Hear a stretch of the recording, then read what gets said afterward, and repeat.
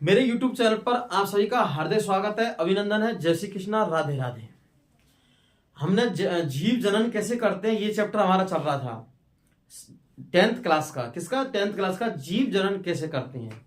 ठीक है, अब हम इसमें बारीकी से अध्ययन किया लैंगिक जनन के बारे में, एक सेक्सुअल की रिप्रोडक्शन के बारे में, सेक्सुअल रिप्रोडक्शन के बारे में। एक सेक्सुअल रिप्रोडक्शन हमने कंप्लीट कर चुके हैं। अब हमारा चलेगा सेक्सुअल रिप्रोडक्शन। सेक्सुअल रिप्रोडक्शन में हमने एनिमल्स में सेक्सुअल रिप्रोडक्शन इन एनिमल्स चल रहा है हमारा। रिप्रोडक्शन इन प्लांट ये में हम उसमें कर चुके हैं। किसमें? प्लांट पुष्पीय पादपों में हम उसको कर चुके हैं, फ्लावर बारे में। ठीक है, अब हमारा चल रहा था सेक्सुअल रिप्रोडक्शन, लैंगिक जनन। लैंगिक जनन में हमने मेल रिप्रोडक्टिव सिस्टम तो हम कर चुके हैं कंप्लीट, मेल के बारे को। फीमेल रिप्रोडक्टिव सिस्टम आज हम चालू करेंगे। तो आज हम हेडिंग बनाते हैं फीमेल रिप्रोडक्टिव सिस्टम, मादा जनन तंत्र। ठीक है,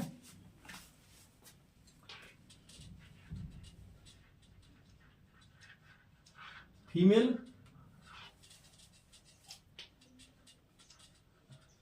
रिप्रोडक्टिव सिस्टम, ये हेडिंग बना रहे हैं आज हम। और इसका दूसरा हिंदी में नाम है इसको कहते हैं मादा जनन तंत्र। क्या कहते हैं इसको हम? मादा जनन तंत्र। मादा जनन तंत्र के बारे में, तो मादा जनन तंत्र में हमारे में मुख्यतः दो लैंगिक अंग होते हैं। क्या होते हैं? दो लैंगिक अंग। एक तो होता है प्राथमिक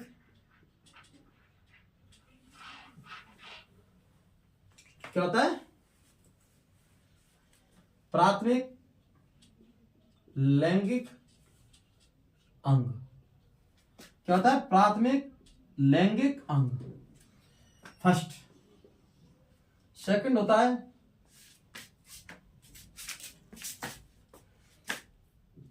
द्वितीयक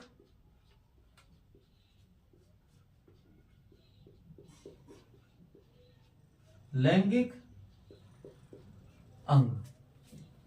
क्या होता है? प्राथमिक लैंगिक अंग। दूसरा आता है द्वितीयक लैंगिक अंग। ठीक है, क्या? द्वितीयक लैंगिक अंग। ठीक है, प्राथमिक लैंगिक अंग होता है, ये होता है हमारा अंडाशय। क्या होता है? अंडाशय। इसको बोलते हैं ओवरी, अंडाशय है। द्वितीय लैंगिक लक्षण होता है, एक तो होता है इसमें फर्स्ट नंबर तो अंडवाहिनी। क्या होती है? अंडवाहिनी, जिसको बोलते हैं फैलोपियन ट्यूब। ठीक है, एक होता है सेकंड नंबर पे गर्भाशय। गर्भाशय, इसको बोलते हैं यूट्रस। क्या बोलते हैं?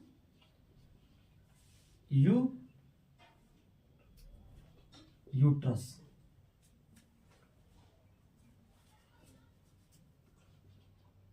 यूट्रस। ठीक है, थर्ड नंबर पे होता है हमारा योनि, इसको बोलते हैं बेजिना। ठीक है, अब हम प्राथमिक लैंगिक अंग के तौर पर पढ़ते हैं और द्वितीय लैंगिक अंग के तौर पर पढ़ते हैं। किसको? मादा जनन तंत्र को। तो प्राथमिक लैंगिक अंग में होता है अंडाशय, ओवरी। सेकंड लैंगिक अंग है, मतलब द्वितीय लैंगिक लक्षण अंग है, इसमें बोलते हैं अंडवाहिनी को, गर्भाशय को, यूट्रस को, और किसको? योनि को, वेजिना को पढ़ते हैं इसमें है। अब प्रत्येक की हेडिंग बनाते हैं, प्रत्येक के कार्य के बारे में पढ़ते हैं, ये कहाँ स्थापित होती हैं। ठीक है, इस पढ़ेंगे कितने आकार साइज के होते हैं, उनका क्या फंक्शन, क्या कार्य होता है। अंडाणु का क्या कार्य, अंडाशय क्या कार्य है? नाम से स्पष्ट है, अंडाशय। अंडाशय से क्यों होता है? अंडाणु का निर्माण। किसका? अंडाणु का निर्माण होता है। ठीक है, किसका होता है? अंडाणु का निर्माण होता है। किससे? अंडाशय से। ऐसे ही हम अंडवाहिनी।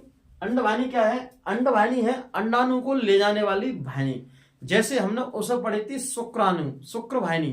क्या पढ़ी थी? शुक्र वाहिनी, शुक्राणु को ले जाने वाली वाहिनी। गर्भाशय, गर्भाशय गर्भ, गर्भ मतलब घर, एक बच्चे का पहला घर होता है ये गर्भाशय यूट्रस। क्या होता है? बच्चे का पहला घर होता है गर्भाशय यूट्रस। ठीक है। योनि बेजिना, योनि, योनि यहां पर मैथुन क्रिया होती है और शुक्राणु, क्या मैथुन क्रिया समय शुक्राणु योनि मार्ग से होते हुए गर्भाशय में पहुंचते हैं, यात्रा गमन करके अंडवाहिनी तक पहुंचते हैं। ठीक है। योनि हमारे प्रसव और एमसी रजोधर्म के समय सहायक होती है, प्रसव के समय और रजोधर्म के समय। ठीक है, ये चीज तो ये के बारे में लिखते हैं, फिर आपको चित्र बनवाएंगे हैं, डायग्राम।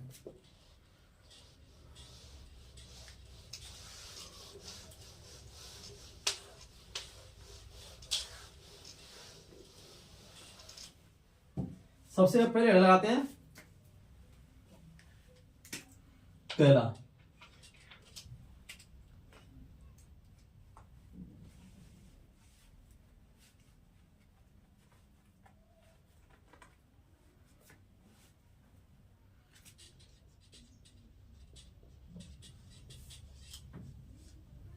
प्राथमिक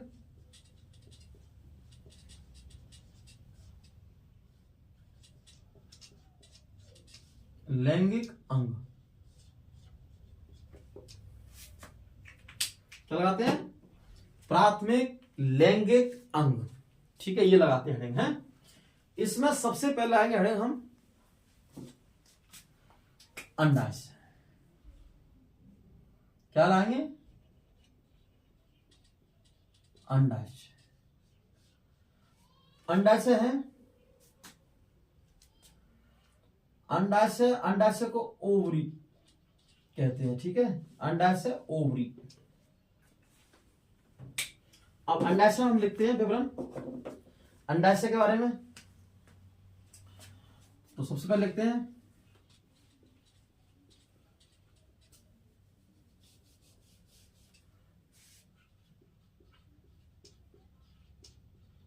अंडाशय एक प्राथमिक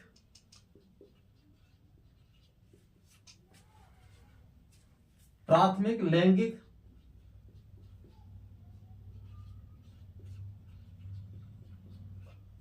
अंग है, प्राथमिक लैंगिक अंग है अंडाशय। कैसा है? प्राथमिक लैंगिक अंग है। सेकेंड लाइन, अंडाशय एक प्राथमिक लैंगिक अंग है। अंडाशय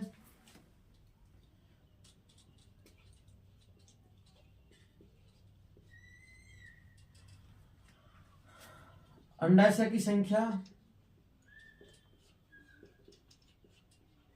एक जोड़ी होती है। क्या होती है? अंडाशय की संख्या कितनी होती है? एक जोड़ी। अंडाशय के दो कार्य हैं मुख्यतः, ऐसे लगाते हैं, मुख्यतः अंडाशय के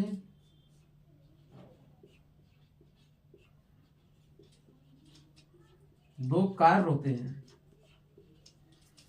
मुख्यतः अंडाशय के दो कार्य होते हैं। क्या होते हैं? दो कार्य होते हैं, जिसमें पहला कार्य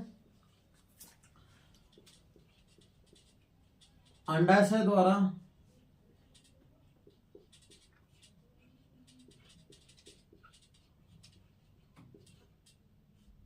क्या? अंडाशय द्वारा अंडाणुओं का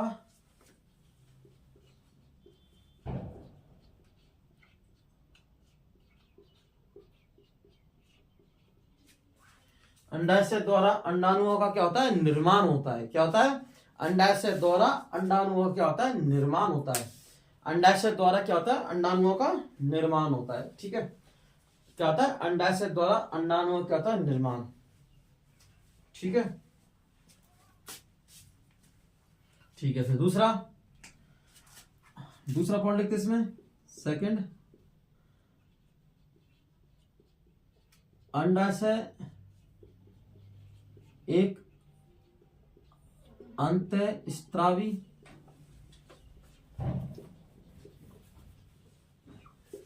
ग्रंथि के तौर पर दो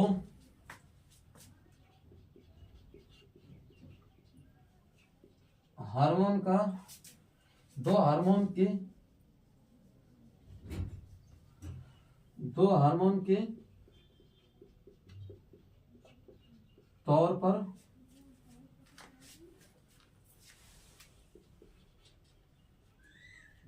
कार्य करती है। क्या करती है? अंडाशय एक अंतःस्रावी ग्रंथि के तौर पर ग्रंथि है, कैसी है? ग्रंथि के तौर पर दो हार्मोन का कार्य करती है, या दो हार्मोन का तौर पर कार्य करती है। अंतःस्रावी के दो हार्मोन के तौर पर कार्य करती है। ये ग्रंथि के तौर पर दो हार्मोन के तौर पर दो, ऐसे लिखो इसको, लाइन को, अंडाशय एक अंतःस्रावी ग्रंथि के तौर पर दो हार्मोन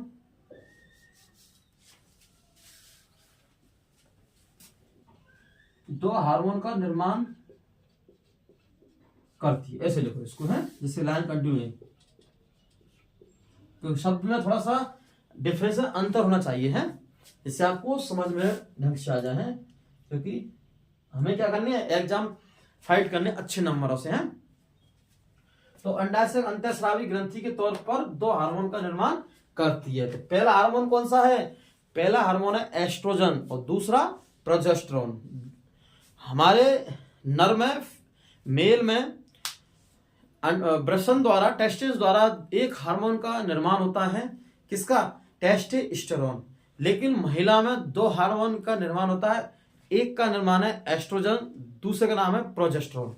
ठीक है, दो हार्मोन का निर्माण करती है। एक तो हो गया एस्ट्रोजन, एस्ट्रोजन हार्मोन, और दूसरा हो गया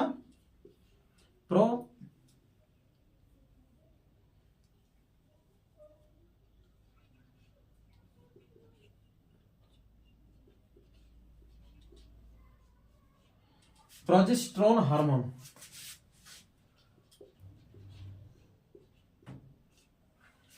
एक हार्मोन होगा एस्ट्रोजन हार्मोन, दूसरा होगा प्रोजेस्टेरोन हार्मोन। दो हार्मोन का निर्माण करती है, एस्ट्रोजन और प्रोजेस्टेरोन। ठीक है, इसमें कुछ पॉइंट वर्ड्स हैं और लिखते हैं इसमें। अंडाशय एक प्राथमिक लैंगिक अंग है। कैसा है? प्राथमिक लैंगिक अंग है।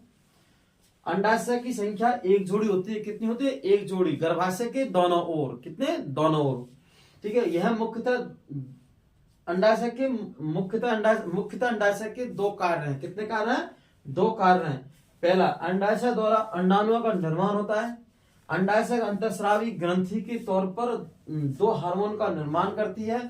पहला है एस्ट्रोजन हार्मोन। क्या है? Estrogen hormone. दूसरा है प्रोजेस्टेरोन हार्मोन। दो हार्मोन। ठीक है, अब आती है बात अंडाशय की स्थिति। तो इसको रफ कर रहा हूं, मैं रफ करता हूं इसको।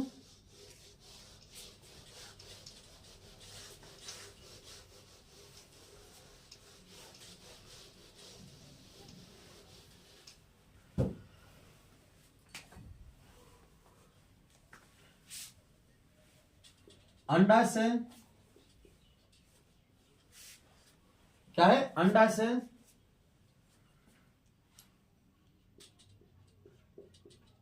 उदर गुहा में,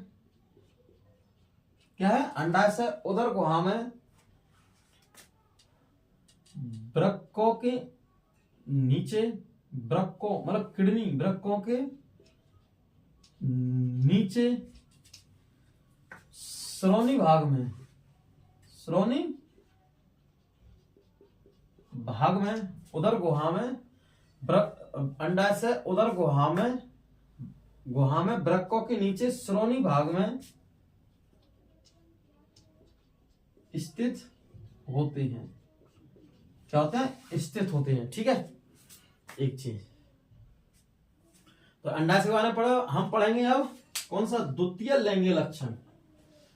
वो द्वितीय लैंगिक अंग, सॉरी, द्वितीय लैंगिक अंग पढ़ेंगे उसमें। क्या? सेकेंडरी ऑर्गन है, सेकेंडरी सेक्सुअल ऑर्गन के बारे में पढ़ेंगे। सेकेंडरी ऑर्गन सिस्टम के बारे में पढ़ेंगे, हैं।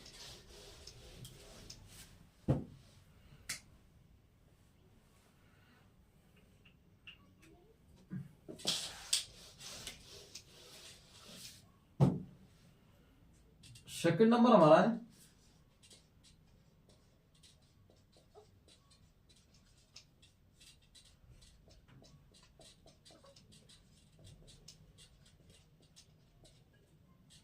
द्वितीयक लैंगिक अंग। ठीक है, इसमें सबसे पहले पढ़ेंगे हम अंडवाहिनी। फर्स्ट नंबर पर क्या पढ़ेंगे? अंडवाहिनी। क्या पढ़ेंगे? अंडवाहिनी।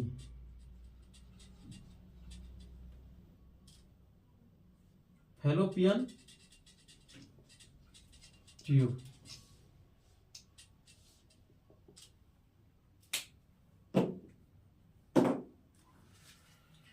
अंडवाहिनी फैलोपियन ट्यूब। ठीक है, क्या पढ़ेंगे? अंडवाहिनी फैलोपियन ट्यूब। अब अंडवाहिनी क्या होती है? अंडवाहिनी नाम से स्पष्ट है। अंडवाहिनी मतलब अंडों को ले जाने वाली वाहिनी। जैसे मैंने आपको मेल रिप्रोडक्शन में पढ़ाया था शुक्रवाहिनी, शुक्राणुओं को ले जाने वाली वाहिनी। जैसे और मैंने उदाहरण के लिए समझाया आपके लिए कि बाल वाहिनी मतलब बालकों या बच्चों को ले जाने वाली वाहिनी। बसों पर लिखा रहता है, स्कूल बसों पर बाल वाहिनी मतलब बच्चों को ले जाने या बालों को ले जाने वाली वाहिनी। इसी प्रकार से ये ले जाने कार्य करती है। ये करती है, ये गर्भाशय के दोनों ओर कुंडलीनुमा संरचना में रहती है। कैसी रहती है? गर्भाशय के दोनों ओर रहती, फैली हुई रहती है और ये उदर गुहा के पीछे की ओर तक फैली रहती है। ठीक है, अंडवाहिनी है। क्या कहते हैं? अंडवाहिनी।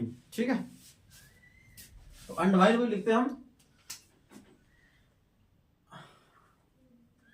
अंडवाहिनी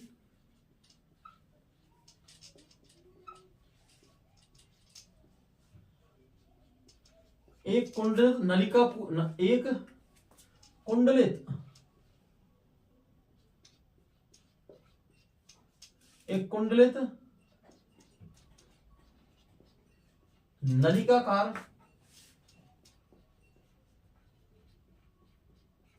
अंग है।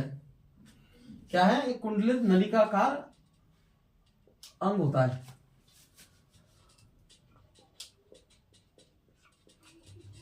क्या होता है? अंडवाहिनी एक कुंडलित नलिकाकार अंग होता है। कैसा होता है? कुंडलित एक नलिकाकार अंग होता है। कैसा होता है? एक कुंडलित नलिकाकार अंग होता है। ठीक है, अंडवाहिनी। सेकंड नंबर लिखते हैं हम अंडवाहिनी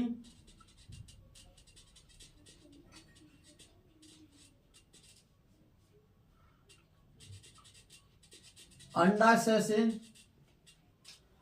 सेकंड अंडवाहिनी अंडाशय से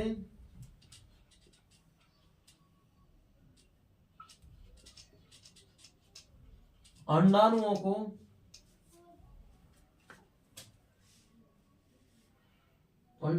गर्भाशय तक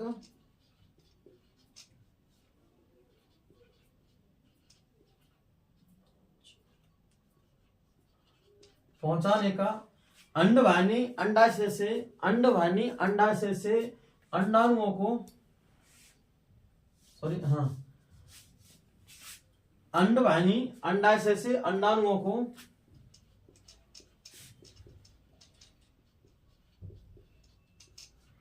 गर्भाशय तक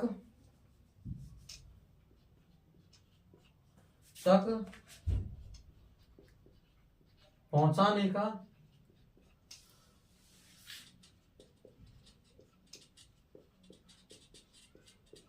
कार्य करती है। क्या करती है? अंडाणुओं को गर्भाशय तक। अंडवाहिनी अंडाशय से निर्मित क्या होते हैं? अंडाणुओं को गर्भाशय तक पहुंचाने का कार्य करती है। ठीक है, अंडवाहिनी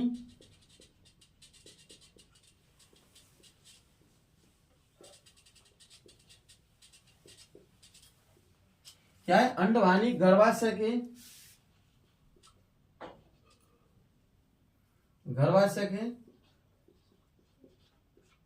दोनों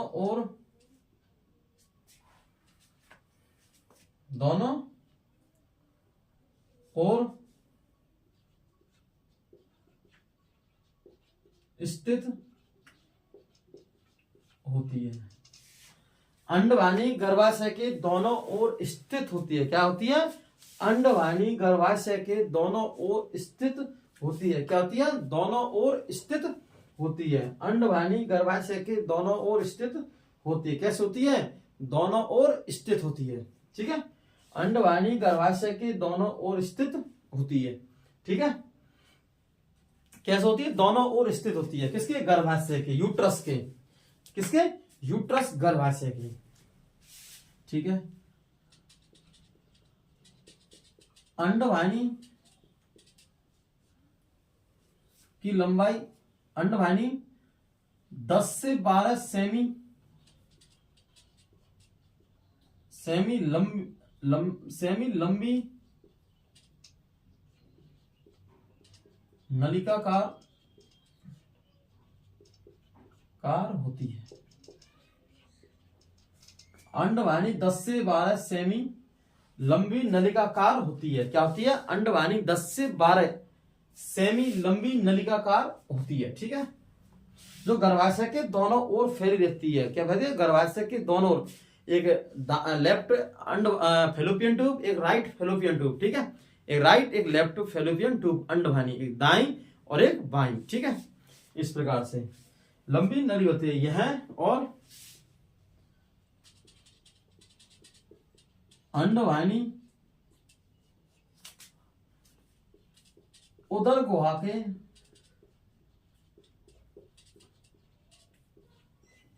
पीछे की ओर फैली रहती है। अंडवाहिनी उदर गुहा के पीछे की ओर, किसकी ओर? उदर गुहा के पीछे की ओर फैली रहती है। ठीक है, उदर गुहा के पीछे की ओर फैली रहती है। कौन? अंडवाहिनी, फेलोपियन ट्यूब। ठीक है, तो ये हमारी फेलोपियन ट्यूब वो कंप्लीट हो चुकी है। फेलोपियन ट्यूब के बारे में दोबारा देखो।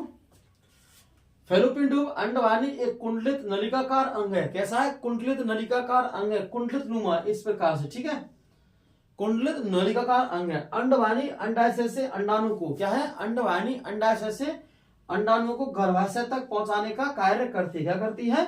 गर्भाशय के पहुंचाने का कार्य करती है। ठीक है, दूसरा, अंडवाहिनी का अंडवाहिनी गर्भाशय के दोनों ओर स्थित होती है। क्या होती है? अंडवाहिनी गर्भाशय के दोनों ओर, यूट्रस के दोनों ओर फेलोपियन ट्यूब रहती है। अंडवाहिनी 10 से 12 सेमी लंबी नलिकाकार अंग होती है।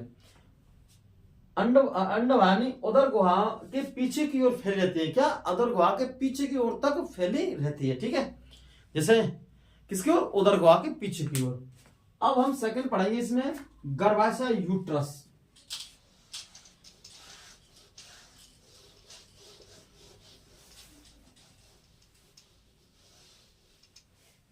सेकंड पढ़ेंगे इसमें हम गर्भाशय यूट्रस है।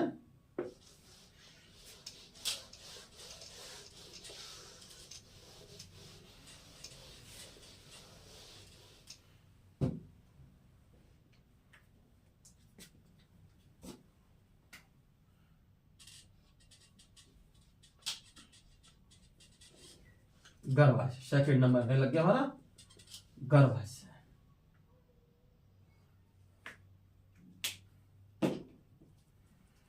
सबसे पहले गर्भाशय के बारे में जानते हैं हम। गर्भाशय को हम सबसे पहले बच्चे का पहला घर बोलते हैं। क्या बोलते हैं? बच्चे का पहला घर। ठीक है, गर्भाशय। गर्भाशय में तस्तरी नुमा, प्लेट नुमा संरचना, तस्तरी या कड़ी नुमा संरचना होती है, जिसे हम प्लेसेंटा कहते हैं, जो भ्रूण के रोपण में सहायक होती है। क्या होती है? भ्रूण के रोपण में सहायक होती है। कौन? प्लेट नुमा संरचना, तस्तरी नुमा संरचना। ठीक है, एक चीज। गर्भाशय उल्टे नाशपति आकार की होती है। कैसे होती है? उल्टे नाशपति आकार की होती है। गर्भाशय के दोनों ओर अंडवाहिनी स्थित होती है। ठीक है, अंडवाहिनी द्वारा गर्भाशय को संयुक्त होकर घिर जाता है, और अंडवाहिनी आगे, दोनों अंडवाहिनी आगे जाकर संयुक्त होकर गर्भाशय थैलीनुमा संरचना का निर्माण करती है। अंडवाशय जो हमारा क्या है? गर्भाशय यूट्रस, ये ऊपर की ओर चौड़ा रहता है, नीचे की ओर सकरा रहता है, और ये गर्भाशय ग्रीवा द्वारा योनि में खुलता है। ठीक है, और अब इसके बारे में लिखते हैं। गर्भाशय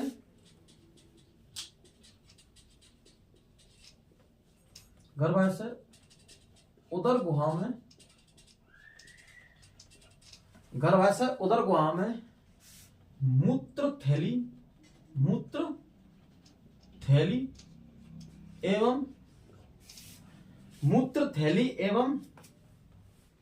मलाशय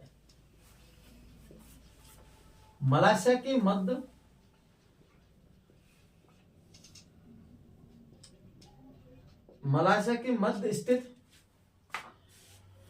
गर्भाशय उदर गुहा में मूत्र थैली एवं मलाशय के मध्य स्थित, कैसे? मलाशय के मध्य स्थित, क्या कह रहा है ये? गर्भाशय उदर गुहा में मूत्र थैली व मलाशय के मध्य स्थित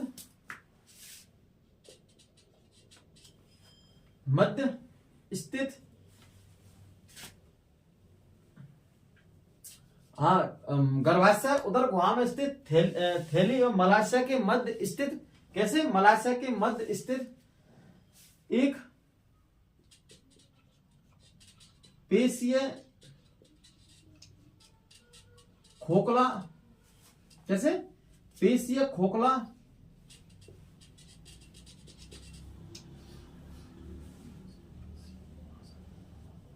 पेशीय कह लो, मासल कह लो, ठीक है? खोखला पेशीय और ऐसे लिख लो मासल खोखला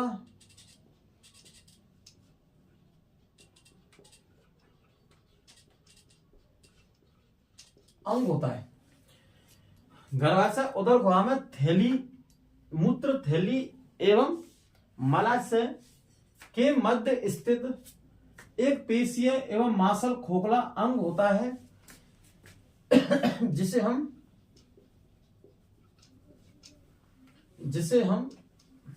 क्या कहते हैं? जिसे हम गर्भाशय कहते हैं।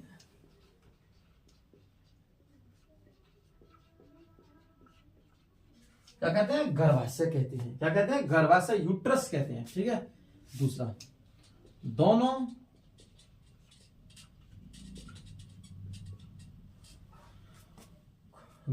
अंडवाहिनी जो आगे फैलोपियन ट्यूब, अंडवाहिनी संयुक्त होकर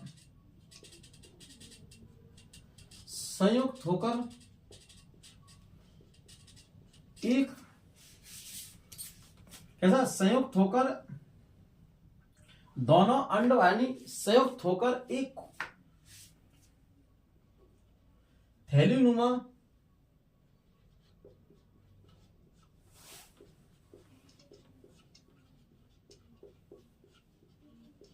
अंग का निर्माण करती है।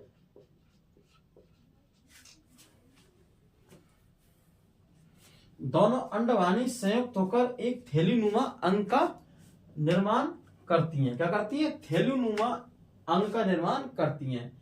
दोनों अंडवाहिनी संयुक्त होकर एक थैलीनुमा अंग का निर्माण करती हैं। क्या करती हैं? एक थैलीनुमा अंग का निर्माण करती हैं।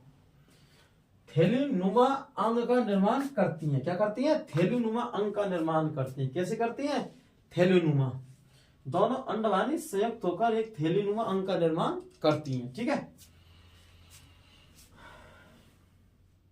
जो गया, थैलीनुमा निर्माण करती हैं जिसे हम गर्भाशय कहते हैं। क्या कहते हैं? गर्भाशय कहते हैं। क्या कहते हैं? गर्भाशय कहते हैं, ठीक है? गर्भाशय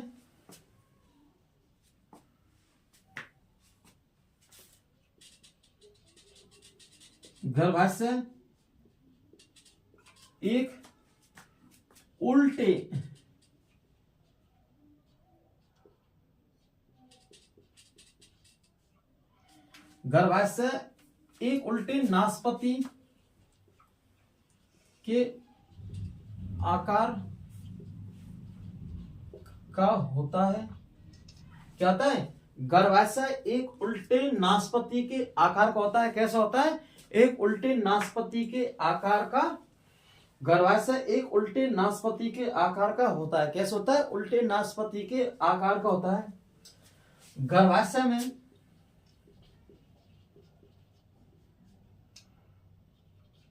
तीन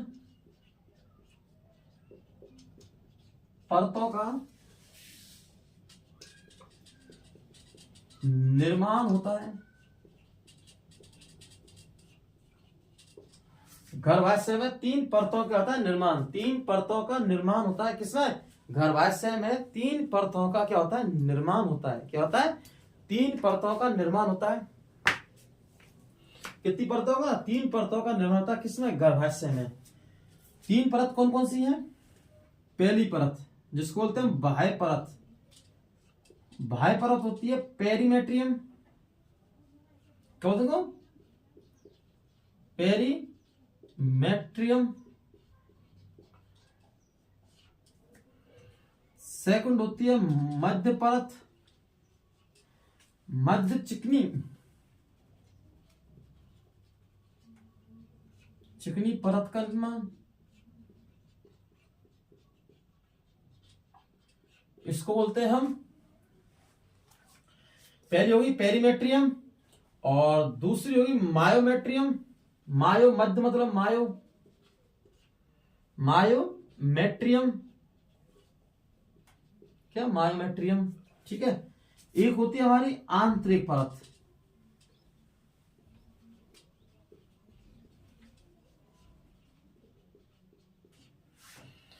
आंतरिक परत का निर्माण, और आंतरिक परत होती है हमारी एंडोमीटियम। क्या होती है? एंडोमेट्रियम।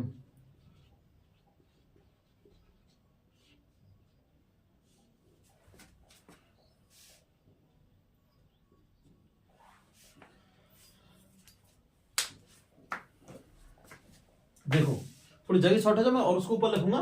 पहले देखो, गर्भाशय उदर गुहा में मूत्र थैली, जो पेशाब थैली होती है नहीं महिलाओं की, मूत्र थैली एवं मलाशय। क्या होते हैं? मलाशय जैसे मल त्यागते हैं। क्या करते हैं? इससे मल त्यागते हैं, मल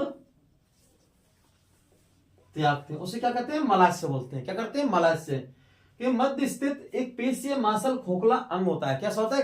पेशीय खोखला अंग होता है मांसल, जिसे हम गर्भाशय कहते हैं। क्या कहते हैं? गर्भाशय। सेकंड, दोनों अंडवाहिनी संयुक्त होकर एक थैलीनुमा अंग का निर्माण करती है। क्या करती है? दोनों अंडवाहिनी संयुक्त होकर आगे चलकर, कैसे? दोनों अंडवाहिनी संयुक्त होकर, आगे संयुक्त होकर या संयुक्त होकर एक थैलीनुमा संरचना का निर्माण करती है। कैसे? थैलीनुमा संरचना का, जिसे हम गर्भाशय कहते हैं। क्या कहते हैं? गर्भाशय। ठीक है।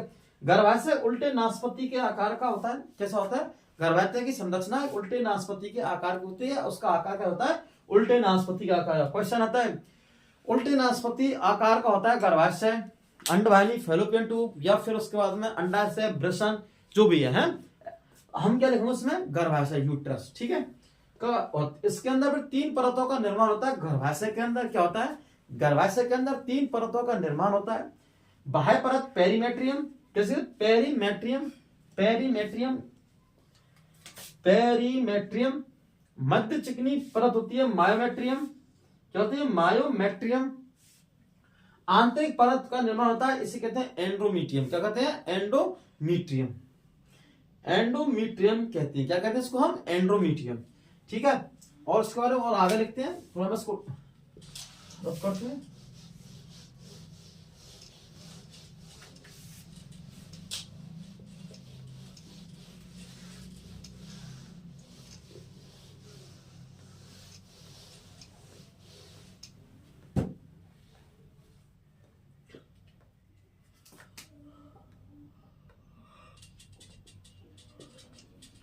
गर्भाशय ऊपर की ओर, किसकी ओर? गर्भाशय ऊपर की ओर कैसा रहता है? चौड़ा रहता है। गर्भाशय ऊपर की ओर कैसा रहता है? चौड़ा एवं चौड़ा भाग होता है ऊपर की ओर। ऊपर का भाग ऐसा लिखो, गर्भाशय का, गर्भाशय का ऊपरी भाग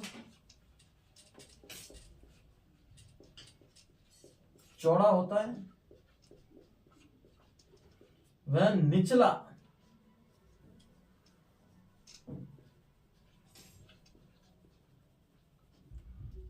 भाग सकरा होता है।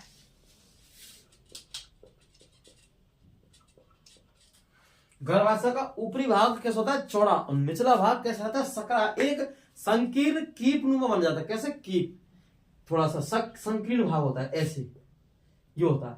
ये गर्भाशय होता है। गर्भाशय में ऊपर का भाग होता है चौड़ा और नीचे का सकरा, ठीक है।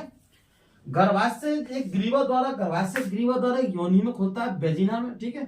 तो आगे लिखते हैं इसमें हम, ये बेटा ये क्या है? योनि, जिसको बोलते हैं हम वेजिना। अब देखो,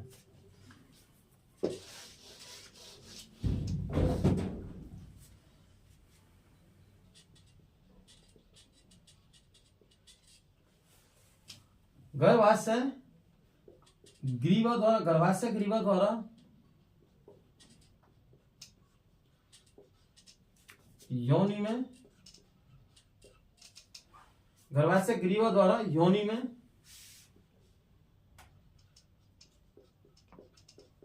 खुलता है।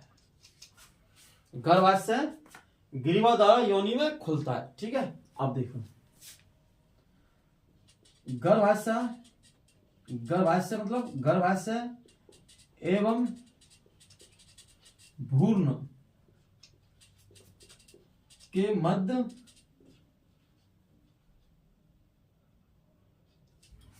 गर्भाशय एवं भ्रूण के मध्य, किसके मध्य? गर्भाशय एवं भ्रूण के मध्य, गर्भाशय एवं भ्रूण के मध्य, किसके मध्य? गर्भाशय भ्रूण के मध्य एक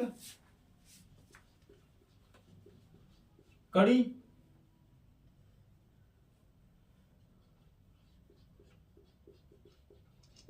का निर्माण होता है, जिसे हम प्लेसेंटा या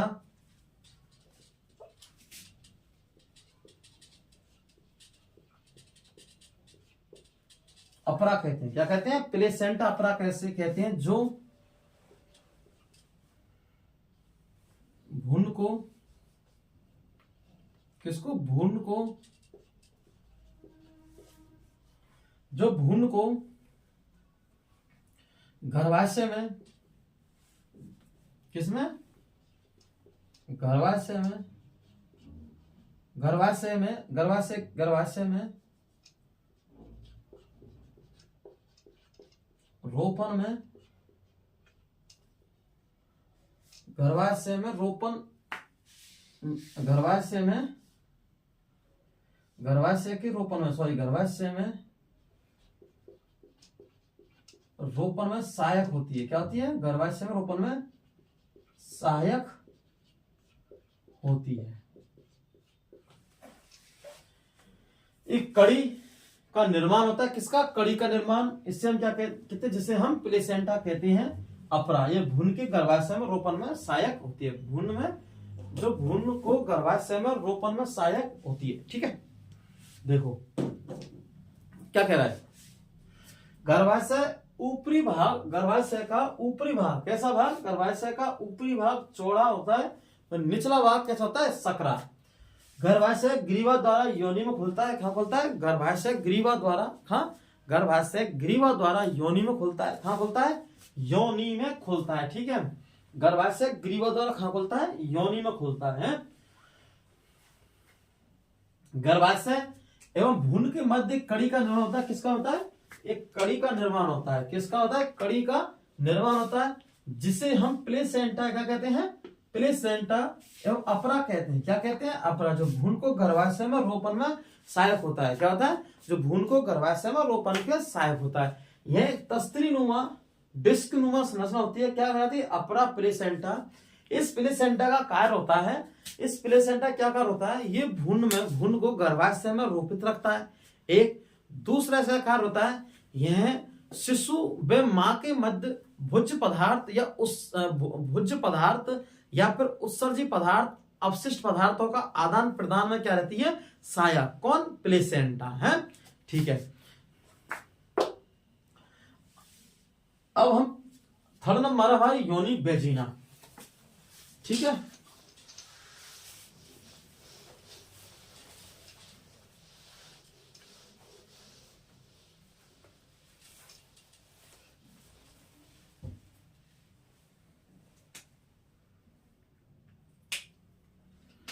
थर्ड नंबर पर हमारी योनि, वेजिना।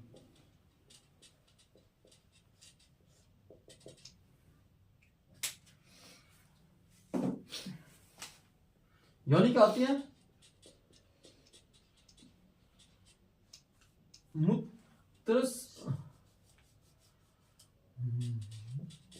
मूत्र जनन छिद्र, जनन छिद्र व मलाशय। मूत्र जनन छिद्र क्या है? मूत्र जनन छिद्र व मलाशय के मध्य स्थित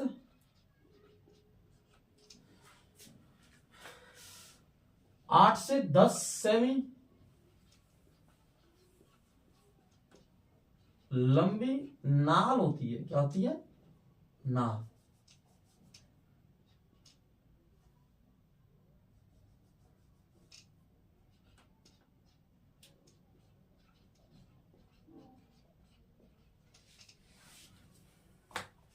क्या कह रहे हैं? योनि मूत्र जनन छिद्र क्या होता है? मूत्र जनन छिद्र और मलाशय के मध्य, किसके मध्य? मलाशय के मध्य 8 से 10 सेमी लंबी एक नाल होती है। क्या होती है? नाल होती है। ठीक है, कैसे होती है? 8 से 10 सेमी लंबी क्या होती है? नाल होती है। कौन? योनि। ठीक है, और के बारे में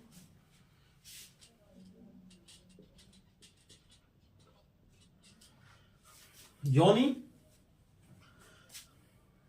योनि मैथुन क्रिया के समय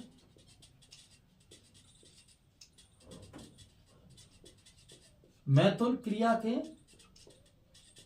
समय, योनि मैथुन क्रिया के समय, किसके समय? मैथुन क्रिया के समय। कौन? योनि शुक्राणु के समय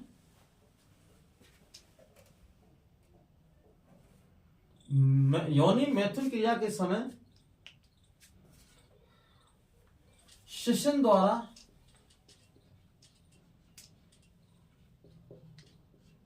शुक्राणुओं को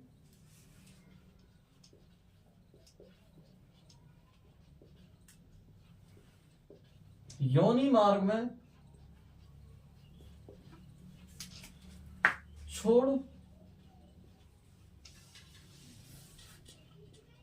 दिए जाती है। क्या कह रहा है? योनि मैथुन क्रिया के समय क्या है? योनि मैथुन क्रिया के समय शिशन द्वारा शुक्राणुओं को योनि मार्ग में छोड़ दिए जाते हैं। क्या करते हैं? छोड़ दिए जाते हैं। यहां से योनि से शुक्राणु योनि से शुक्राणु गमन करके गर्भाशय से होते हुए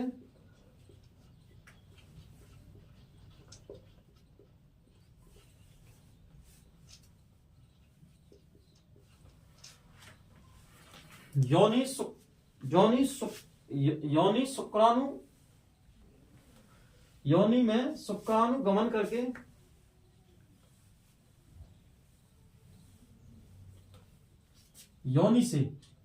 योनि से शुक्राणु गमन करके, किससे? योनि से शुक्राणु गमन करके गर्भाशय से होते हुए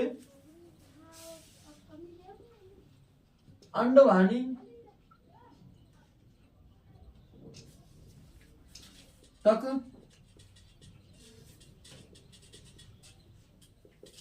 पहुंचते हैं। हाँ, तक पहुंचते हैं अंडवाहिनी तक। अंडवाहिनी तक क्यों पहुंचते हैं? अंडवाहिनी अंडाशय से द्वारा निर्मित अंडाणु, किससे द्वारा? अंडाशय से निर्मित अंडाणु खाता है अंडवाहिनी में, यहाँ का अंडवाहिनी माता है। और शुक्राणु कहां पर आते हैं? शुक्राणु अंडवाहिनी तक। तो यहाँ पर क्या है? शुक्राणु और अंडाणु का मिलना, संलयन होना। शुक्राणु अंडाणु क्या है ना? संलयन होना। ये कहलाती है निषेचन की प्रक्रिया। और कहां होती है ये? अंडवाहिनी में। क्या होती है? अंडवाहिनी में। अगर पूछ जाए निषेचन की प्रक्रिया होती है गर्भाशय में, योनि में, अंडवाहिनी में, किसमें बताएंगे? अंडवाहिनी में। किसमें? अंडवाहिनी में है। किसकी? निषेचन की, फर्टिलाइजेशन की प्रक्रिया होती है, प्रोसेस होती है। Fertilization and process in female reproductive system. ठीक है, तो क्या कहेंगे, क्या अंडवाहिनी में निश्चय क्रिया मतलब मादा जनन तंत्र में या फिर मादा जनन तंत्र के अंदर, किसके अंदर, मादा जनन तंत्र के अंदर निषेचन की प्रक्रिया कहाँ होती है, तो आप क्या बताओगे, अंडवाहिनी के अंदर। ठीक है, तो योनि से शुक्राणु गमन करके गर्भाशय से होते हुए किसके द्वारा, यूट्रस से होते हुए, और कहाँ पहुंचते हैं, स्पर्म अंडवाहिनी तक, कहाँ पहुंचते हैं, अंडवाहिनी पर। ठीक है, अंडवाहिनी तक पहुंचाते, अंडवाहिनी तक पहुंचा दिए जाते हैं, तक पहुंचा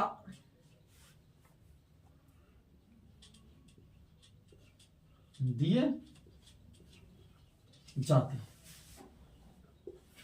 अंडवाहिनी तक पहुंचा दिए जाते हैं, कहां तक, अंडवाहिनी तक पहुंचा दिए जाते हैं। ठीक है, एक चीज, नेक्स्ट पॉइंट,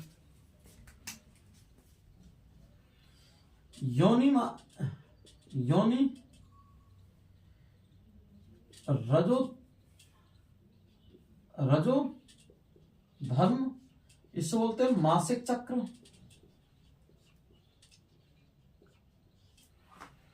योनि रजोधर्म मासिक चक्र और आर्तव चक्र। आर्तव चक्र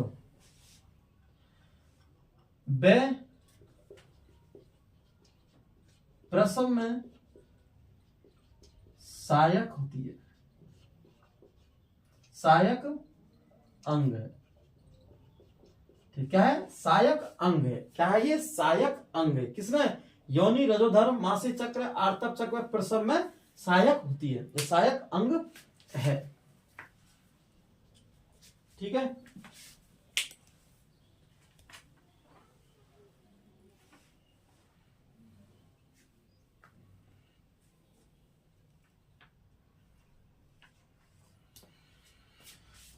तो फिर हम लिखते हैं नेक्स्ट कि किसमें सहायक है ये, प्रसव में। प्रसव मतलब बच्चे की डिलीवरी, क्या, डिलीवरी। ठीक है, लिखते हैं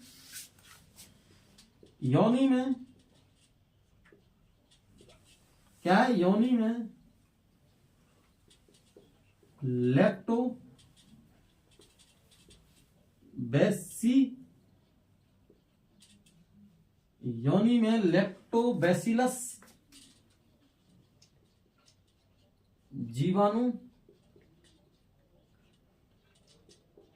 पाया, योनि में लैक्टोबैसिलस जीवाणु पाया जाता है। इसकी, इस जीवाणु की प्रकृति जी ये है, यह जीवाणु, यह जीवाणु योनि में लैक्टोबैसिलस जीवाणु पाया जाता है। क्या है, लैक्टोबैसिलस जीवाणु, ये वाला लैक्टोबैसिलस जीवाणु पाया जाता है। यह जीवाणु योनि, यह जीवाणु योनि में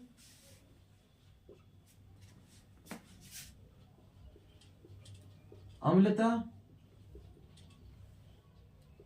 उत्पन्न करने में सहायक, योनि में लैक्टोबैसिलस जीवाणु पाया जाता है, योनि में लैक्टोबैसिलस जीवाणु पाया जाता है। यह जीवाणु योनि में अम्लीयता उत्पन्न करने में सहायक होता है। कैसे होता है, अम्लीयता उत्पन्न करने में सहायक होता है। किसमें, अम्लीयता उत्पन्न करने में सहायक होता है, जिससे योनि, यह जीवाणु, यह जीवाणु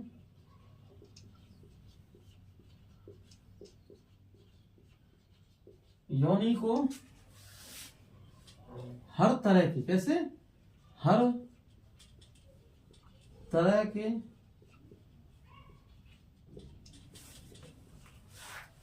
संक्रमण से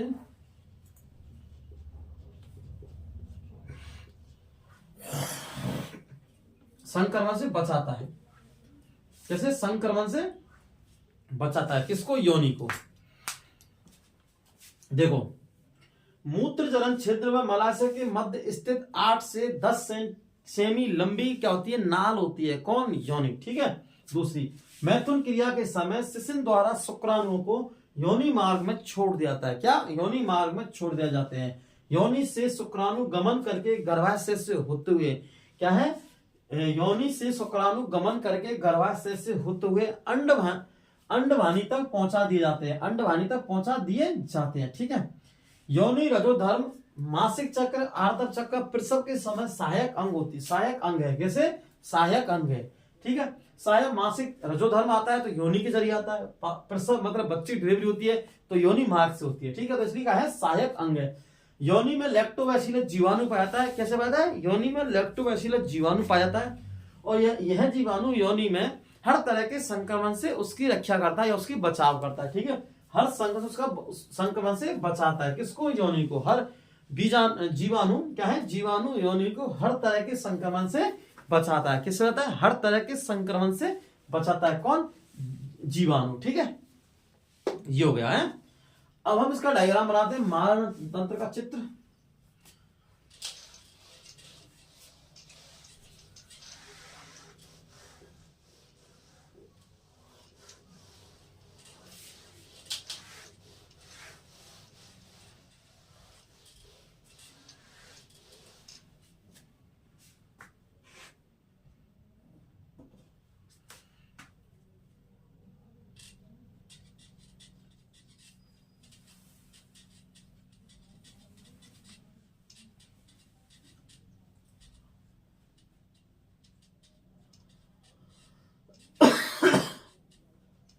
चित्र डायग्राम है।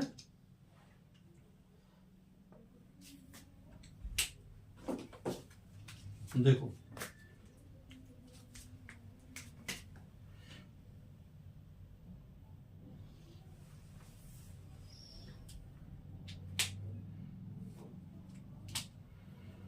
थोड़ी सी कलर ले लेते हैं जिससे आपको अच्छा लगेगा डायग्राम है।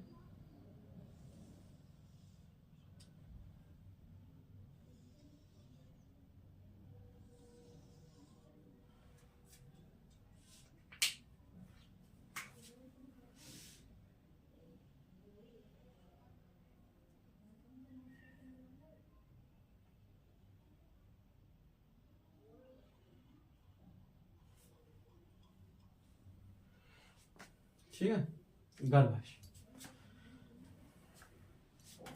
यहां थोड़ी रहती है संरचना।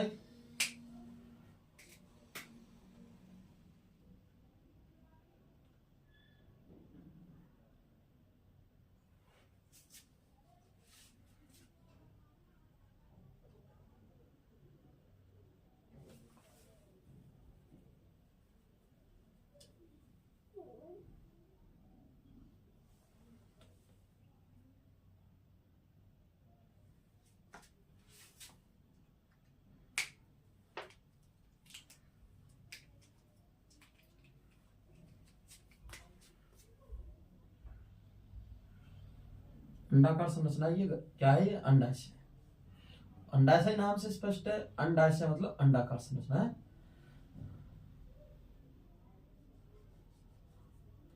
और ढंग से बनाते हैं इसको इस प्रकार। ठीक है। इसको एक गोल भी ले लेते हैं लंबा टाइप में। इसमें दिया है। ठीक है। ये वाले हैं। दो अंडाशय होते हैं, एक दायां और एक बायां। ये बायां अंडाशय है, दायां अंडा, लेफ्ट राइट है। अब इनको एक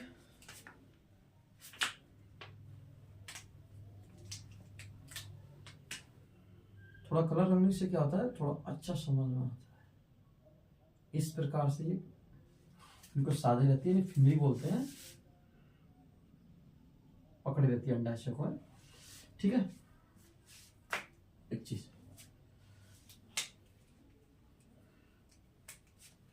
अंडाशय थोड़ा गहरा कर दें कलर को।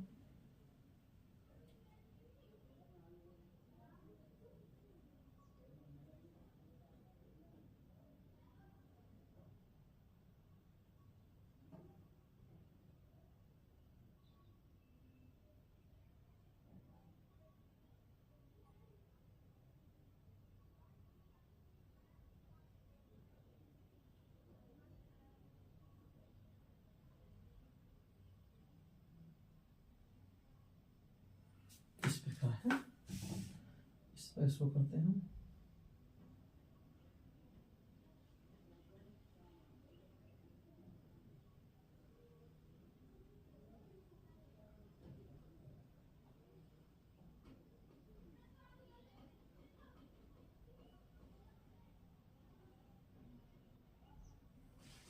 ठीक है, ये अंडाशय होगा, ये हमारी अंडवाहिनी हो गई अंडवाहिनी। सबसे आसान डायग्राम है ये, है इस चैप्टर का। कभी कभी बच्चों को दिक्कत आती है इसमें बनाने में, कुछ है नहीं इसमें, ठीक है। हो गया। ये नीचे भाग में संकीर्ण कीटनुमा नाल होती है, इसे कहते हैं ग्रीवा योनि, ठीक है।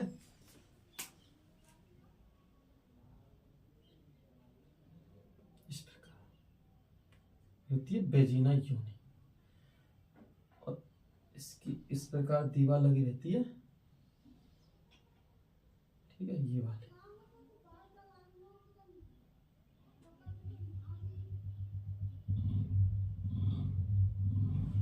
ठीक है, इस प्रकार।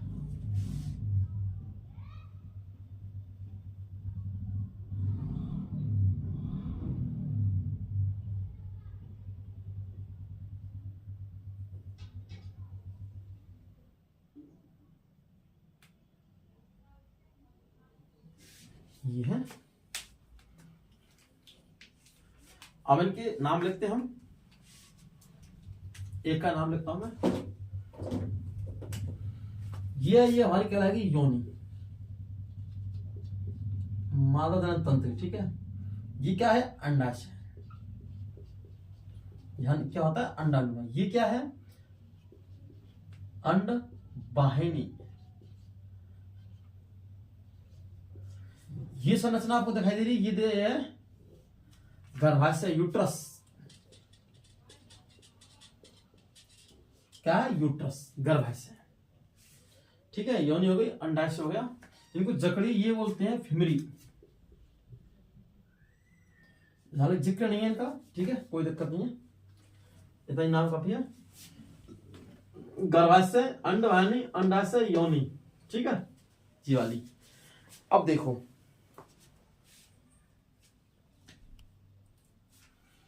अब समझते इसमें होता क्या है कि सबसे पहले जब किशोर अवस्था आती है, क्या आती है? किशोर अवस्था आती है। तो क्या होता है? किशोर अवस्था आती है, किशोर अवस्था में एस्ट्रोजन और प्रोजेस्टेरोन हार्मोन का स्रावन हो जाता है। क्या होता है? स्रावन। और एमसी चक्र या मासिक चक्र चालू होता है, उसे बोलते हैं एमसी पीरियड, मासिक चक्र, रजोधर्म। पहली बार जो आता है एमसी पीरियड, उसे बोलते हैं रजो दर्शन।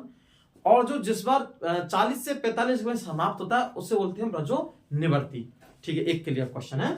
दूसरा चीज, जब ये एमसी पीरियड आता है, मासिक चक्र आता है, उस समय क्या होता है? इस अंडाशय से द्वारा एक अंडाणु का निर्माण होता है। अंडाणु दो होते हैं, क्या होते हैं?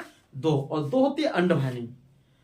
दो हम जो मेल है, मेल रिप्रोडक्टिव सिस्टम में दो वृषण होते हैं। क्या होते हैं? दो वृषण टेस्टेड। दोनों वृषणों से शुक्राणु एक साथ, कैसे? एक साथ दोनों शुक्राणु काम करते हैं, वो दोनों वृषण कार्य करते हैं, दोनों ही एक साथ शुक्राणु स्पर्म का उत्पादन निर्माण करती हैं। लेकिन महिला या महिला मादा में ऐसा नहीं होता है। मादा में एक बार में एक अंडाणु या एक अंडाशय कार्य करेगा।